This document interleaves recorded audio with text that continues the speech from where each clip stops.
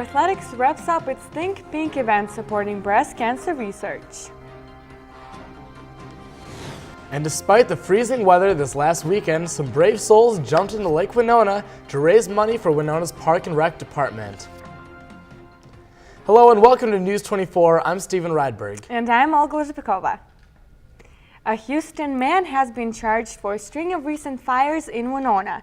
18-year-old Kenneth Curtis Simon Gady is being charged with 2nd and 5th degree arson and wildfire arson.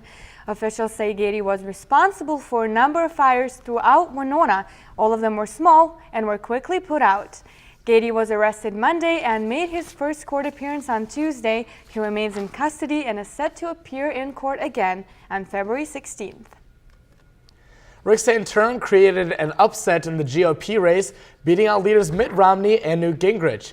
Santorum took Minnesota, Missouri, and Colorado all in one sweep. In Minnesota, Santorum took about 45% of the vote. Ron Paul came in second with 27%, and Romney and Gingrich each trailed with 17% and 10%. Here in Winona, things were much closer between the top two. Santorum got 99 votes, with Paul only 5 votes behind with 94. Gingrich and Romney came in last with 28 and 23 votes. Santorum's upset comes as a surprise because he's been trailing behind in the race. Now, officials say that normally the race has been narrowed down much more by the time our Minnesota caucuses roll around, but there are still 4 solid candidates putting up a fight. Mike Sharon, a dean at St. Mary's University, thinks this is because of the diversity between the candidates. I think there is a really interesting variety within the Republican Party. So you have Christian conservatives, you have economic conservatives, and then you have this Ron Paul phenomenon where it is no rules for anything, anywhere, anytime type of thing. Sharon has been involved with caucuses for years and was actually sent to the national convention 4 years ago during the last election. And just one more piece of GOP news, Mitt Romney, after losing 3 in a row to Santorum last Monday, has broken his losing streak. On Saturday, Romney won the caucuses in Maine with 40% of the vote. It was a neck-and-neck race with Ron Paul only trailing by 5%. Ready, Set, School is a program that helps Winona County students succeed in school. Ready, Set, School raised $60,000 last year. The money raised by the program was used to help students in grade school who are in need of school supplies. Supplies can range from clothes to crayons. A Winona Public School officials say that it is a wonderful program that has grown each year. Since 2006, Ready, Set, School has helped more than 500,000 students.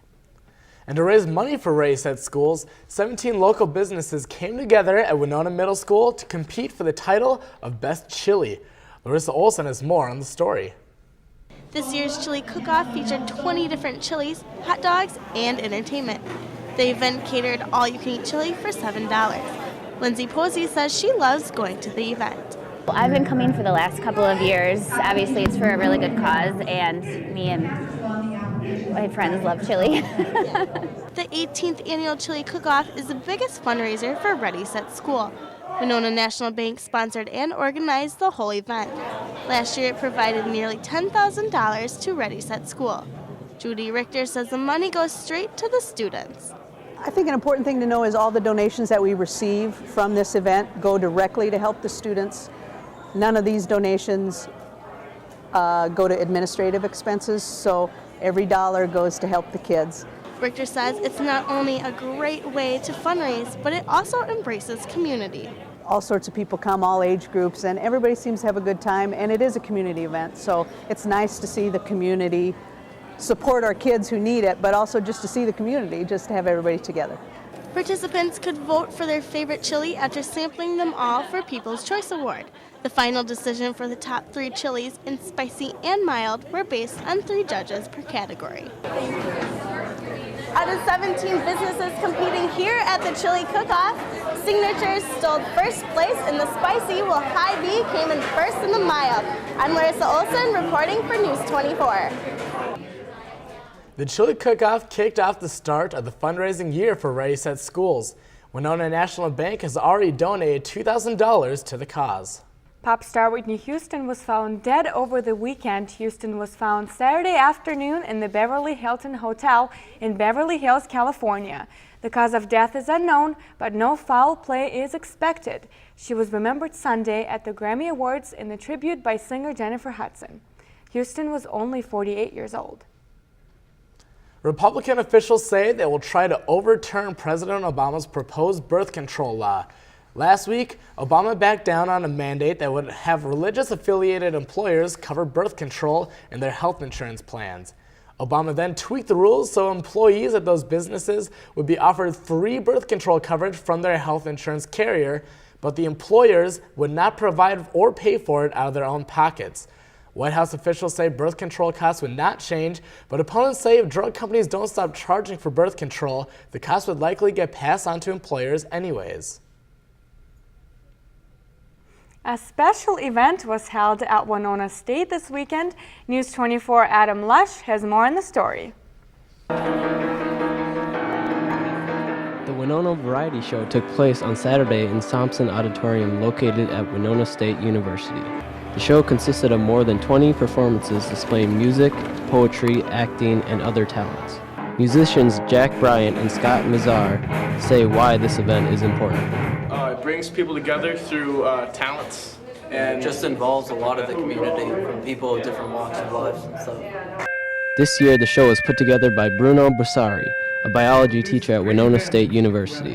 Bursari says that he is proud to be a part of this event because it brings the community together. It's like a big, enlarged family, I would think, that has the opportunity to get to know each other a little bit better. There are many reasons why performers chose to participate in the event. It's good to get involved in the community and good experience for us. Bursari describes what he hopes the audience will experience. Hopefully have fun, share some laughter in the middle of the winter, and have a good time. Besides allowing community members to showcase their talents, the variety show has another purpose. Well, the proceeds go to the Winona Food Shelf. The food shelf in the last couple of years has been in a dire situation of fulfilling the needs, the food needs of many families in town. Before arriving to the show, audience members were also asked to donate non-perishable food items to help support the food shelf. In Winona, Adam Lush, News 24. For more information on how you can help out Winona Food Shelf, go to www.winona.avs.org. WSU wrapped up Think Pink Week with the men's and women's basketball games this past Saturday night. The Think Pink events are designed to raise money and awareness for breast cancer research. The WSU Athletic Department donated $1 for every ticket sold to the gymnastics and basketball games. All money raised goes to the Winona Health Mammography Department. Think Pink shirts and sunglasses were also sold to help raise money. As of Monday morning, the Think Pink events raised a total of $1,600, along all the money going to Winona Health. The packed gym went home happy as the Warriors won both games on Saturday night. Most people love to hit the river or Lake Winona in the summer months, but this weekend, in the middle of winter, nearly 100 hit the waters for a good cause. The Park and Rec held their 7th annual Goose Bump Jump, and your very own News 24 team joined in. From no shirts and swimsuits to fully decked out in costumes, the locals have gathered here on East Lake Winona to jump in ice-cold water for a good cause. Thing to do, life can get kind of serious sometimes, and this is just sort of an off-the-wall crazy thing to do. More than 80 people participated in the Goose Bump Jump this year to raise money for the Parks and Recreation Scholarship Fund. That scholarship fund helps our community members access recreational activities, so our summer camp, preschool camp, our Learn to Swim programs. It's helping our community members that need a little assistance with finances. The Goose Bump Jump is the Winona version of the famous polar plunge. The program director Julie Fassbender says Parks and Recreation decided on the event because of its originality and community involvement. It's unique, and it wasn't being done in the Winona area, and yeah, we thought we don't do as much in the winter, and so this was a nice compliment to our busy summer. It's crazy, we're crazy, we thought it's a good fit. The fundraiser hosted people who have done the jump before, as well as the first-timers. This is my first time. Yes. You think you're going to do it again? We'll see how today goes. WSU football player Lewis Johnson decided this was going to be a team effort, and about 15 other players decided to join him. It was good. A lot of fun. A lot of fun? Yeah. Do it again? I would. The Goose Bump Jump helped Parks and Rec's fundraise almost $3,000 last year, and it does go a long way.